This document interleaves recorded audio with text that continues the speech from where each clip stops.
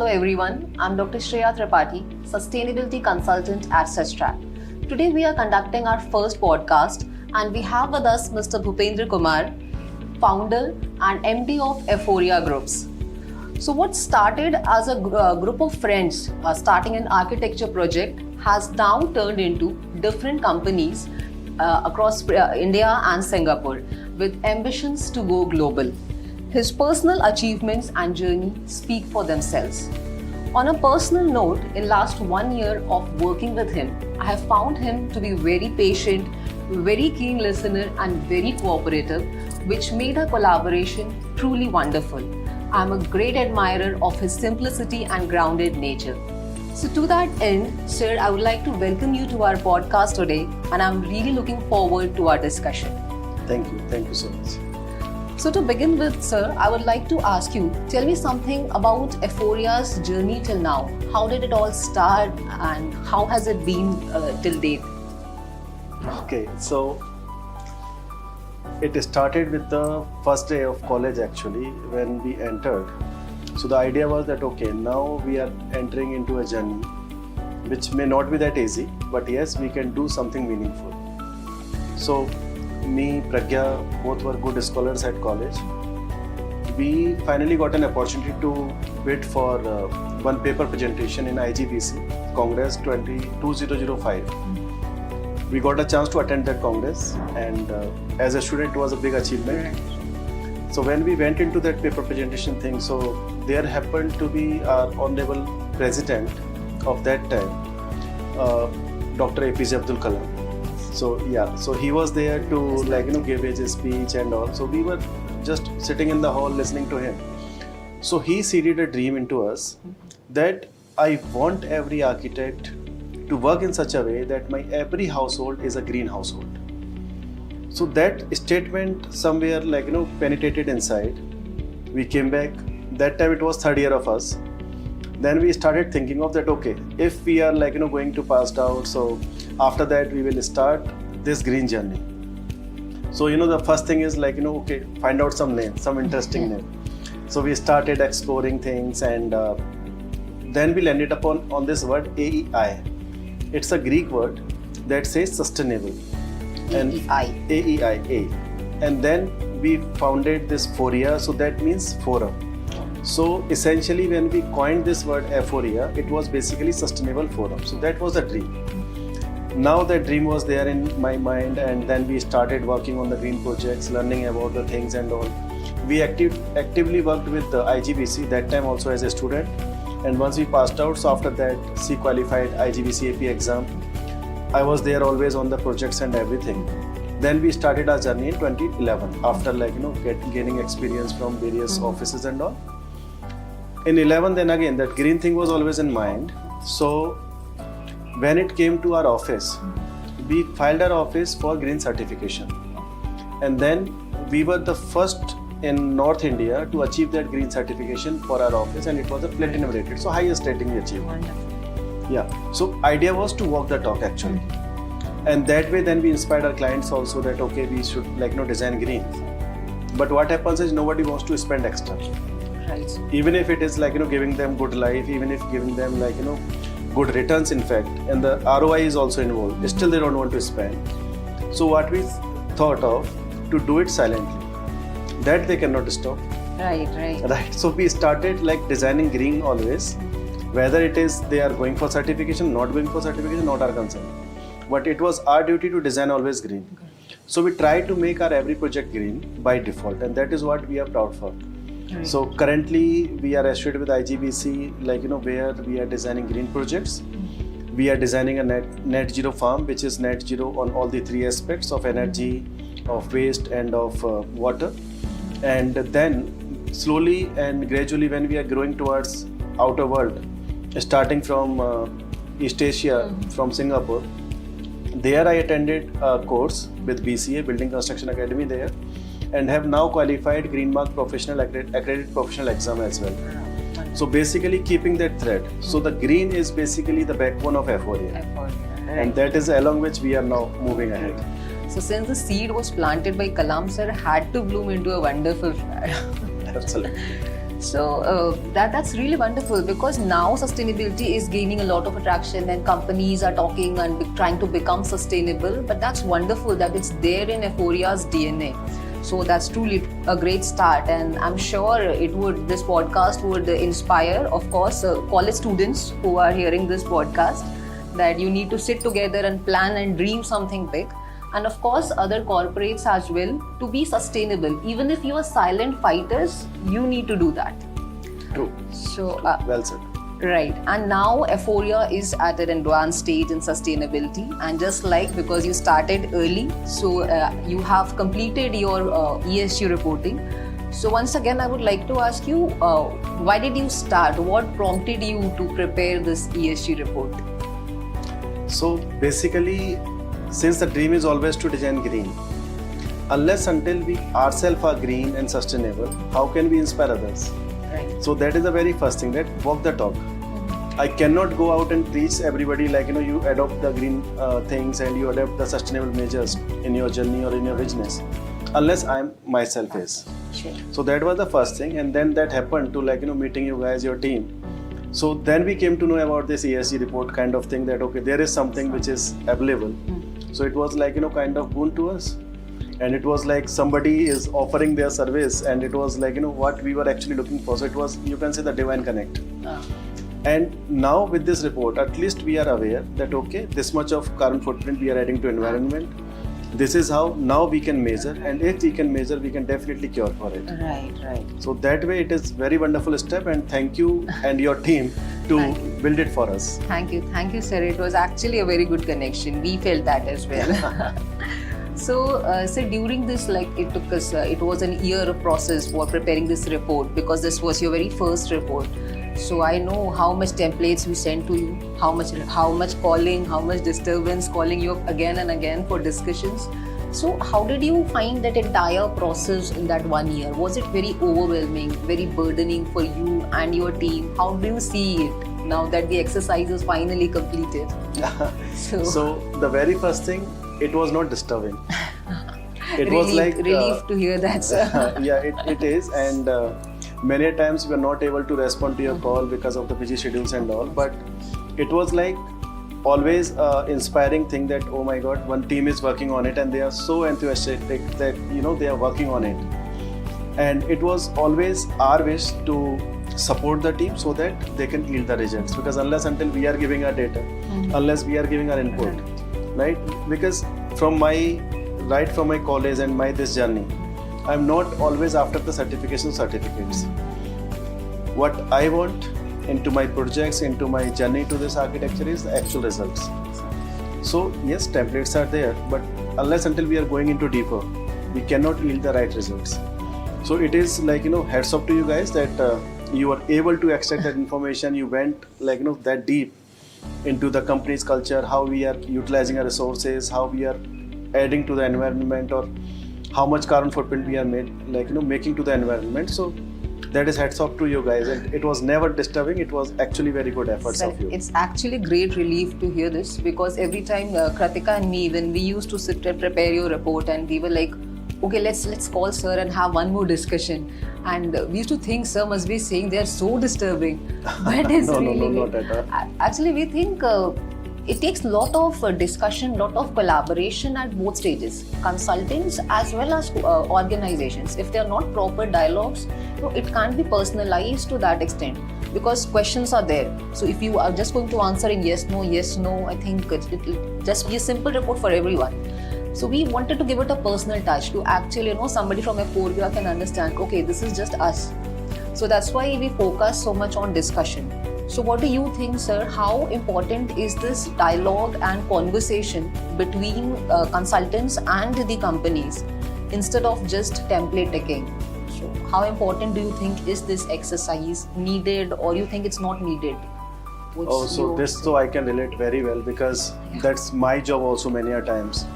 When we are designing any project green and we are doing it from our side, but unless until my client understands the value of it, it will not be green anymore. Right. So similarly, when you guys are coming up with your templates and we just provide the information, we don't have any dialogue, it means we are not going to understand that complete process. And if we are not understanding that, obviously we are not going to implement that. If we are not implementing, then it is just paper, it is not actual results.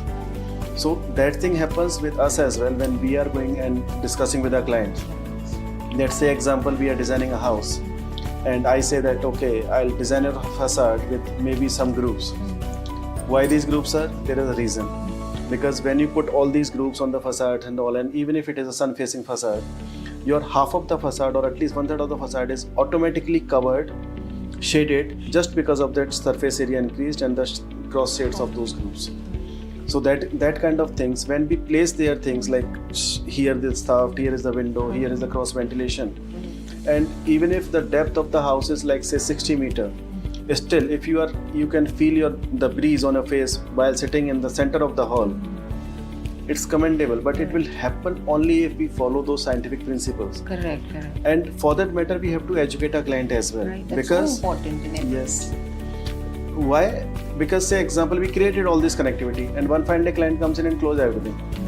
They don't even understand what is happening. Right?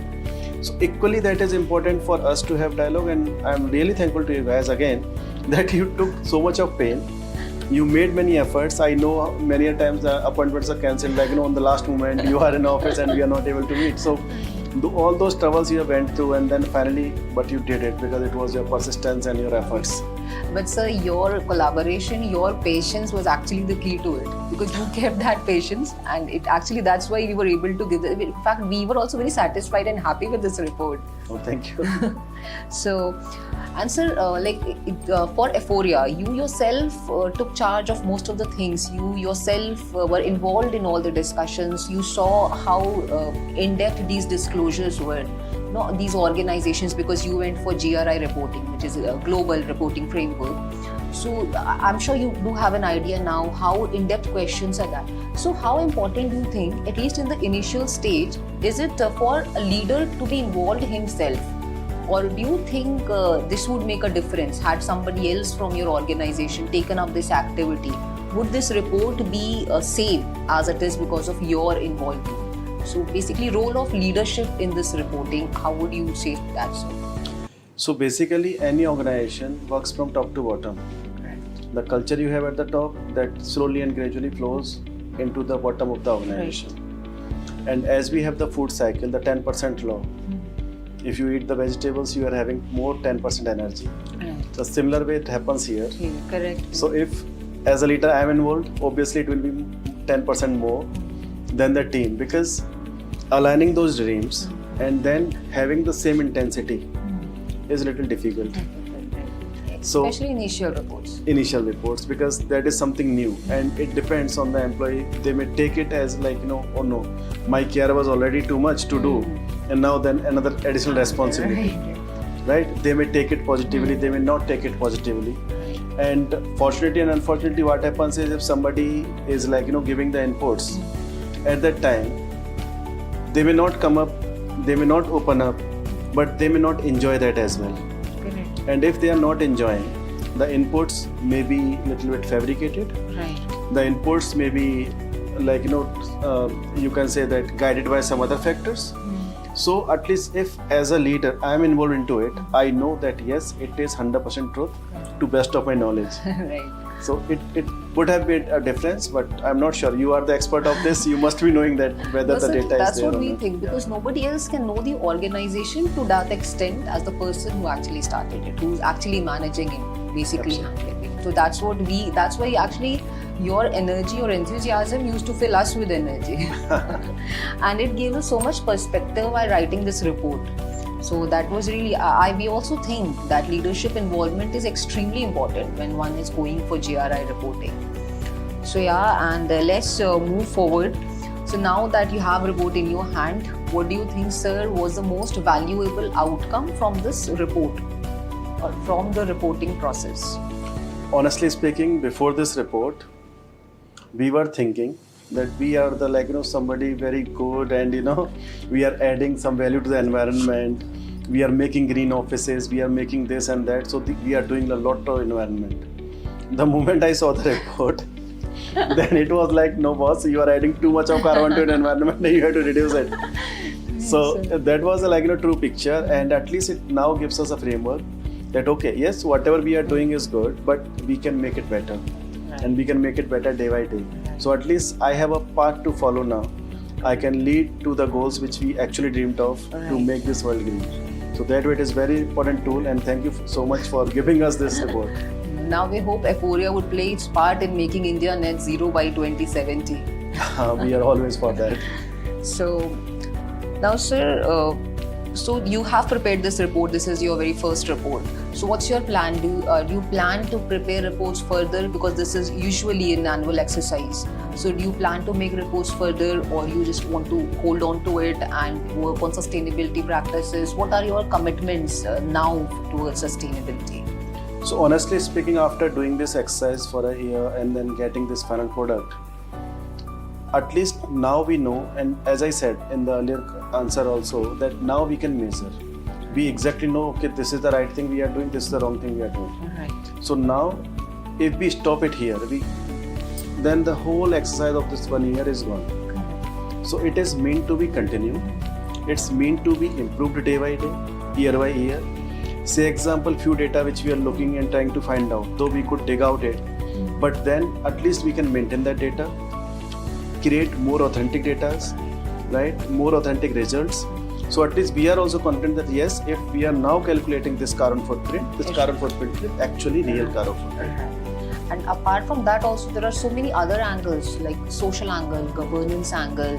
It's just like a report card. You can see how sustainably your organization is, and Absolutely. with different reports for the year, you can just check how you have improved across the year.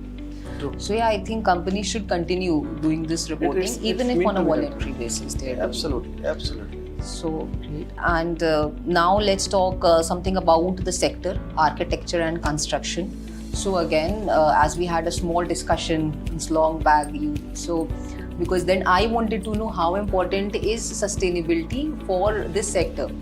So what do you think, sir, ESG reporting and sustainability reporting, bringing into compliance by SEBI as well, being made mandatory for top 1,000. So all these things, what role and what impact will it have on the sector of architecture and construction, and how important is this? So basically, in fact, this podcast is on a very good day. Today we are celebrating Vishwakarma Day. Oh yes, sir, today is Vishwakarma Day. Yes. So Vishwakarma is like the person who is designing the whole world, who is making every building, right? So this statement in itself justifies the importance of this sector. Whatever infrastructure we are having, that infrastructure is coming out of the architecture and construction community. Now, the pollution, the maximum pollution is also coming from that same industry. Right. Whether it is dust, construction dust, energy consumption or anything. Right? It is coming out of the buildings only. Correct. So if we talk about the major segment, energies, waste, pollution, anything, if that is coming at a large scale from this segment, then obviously it is having an importance. If this segments modify itself towards the sustainable journey and keeps a tab on their carbon footprint, definitely the earth can be better, the environment can be better, and we can leave something good for our generations. Correct. Yeah, so importance is too high for this industry, and since we are the one who are building the nations, and I would say building the world. Like literally building. Yes, so why not build it green? Green. So true. Yeah, so nowadays Singapore is having very good steps. They are making mandatory to every building to be the green mark certified. Every building has to be green mark certified. They are giving values to the buildings. They are giving benefits and perks to Any new building which is being made, and what about the old buildings? They are converting that fast. Converting that also. Wow. Yes. So they are though having a natural advantage as well. There is always a rain in Singapore. After 2-3 days there is rain. Right. So they can have lots of greenery all around, right? In India that we are not that lucky. But still we can manage that because we are lucky on the other resources. Right. So lucky. Yes. So we can do better, and this industry is the primary industry. If we decide, we can actually make the world better. Right. So this is definitely very important for this construction sector, and I'm sure other construction companies as well are trying to become more sustainable. Absolutely. So, answer, what's your message to the companies, to the company owners who are not under the compliance yet to prepare their ESG report? they know about it, they know sooner or later they are going to come and rate, but are still hesitant to make it. So what message would you want to give to those people, those companies, for to motivate them? You can say, what would be your message to them? So honestly, if I look at the construction companies, so I think I am the smallest one here. So I will not go to preach them. They must be doing good and great things about the for the new companies. But still, for the new and for my the peers as even well. Different peers yes. Out of construction sector, somebody from very different sector. Yeah. So there, my only statement would be that why to do a thing which you are forced to do? Why can't we do it as our own responsibility? Right. So I think if we understand our responsibility, forget about whether it is a compliance or not a compliance, we can at least do something for society, for environment, for the world. Not just for ticking boxes, but actually for doing it. Absolutely. Because see, business is business. You are making money, but how come you are getting that money? You're getting that money because of your all around world, right? What are you giving in return? So at least that much you can give in return, because you are not going to pay anything extra for it. It is just a thought process. It is just few steps which you can take to save on this. That is it. So it should be voluntary. Why always to wait for something which is mandatory, which is already rule or law? Can be done by wish also. And you know how it takes time. It takes time to be prepared with your data system. Just like you can't be prepared at a moment. It takes years to build that system. So it's better to go for voluntary reporting. And moreover, sir, ESG reporting is first step. It's not the end, it's the first step. Yeah. The most important thing here is to strategy. For us as consultants, what we think, okay, reporting has been done now. Next step is most important, to give the company proper strategies, proper recommendations to actually make them sustainable. Because this is just matrix.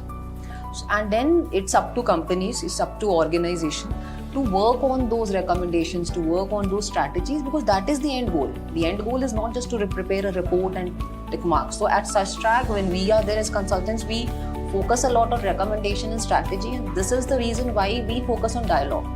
So the part where we gave you recommendation, strategy, what do you think about it, sir? Do you think it was good, it was useful to you?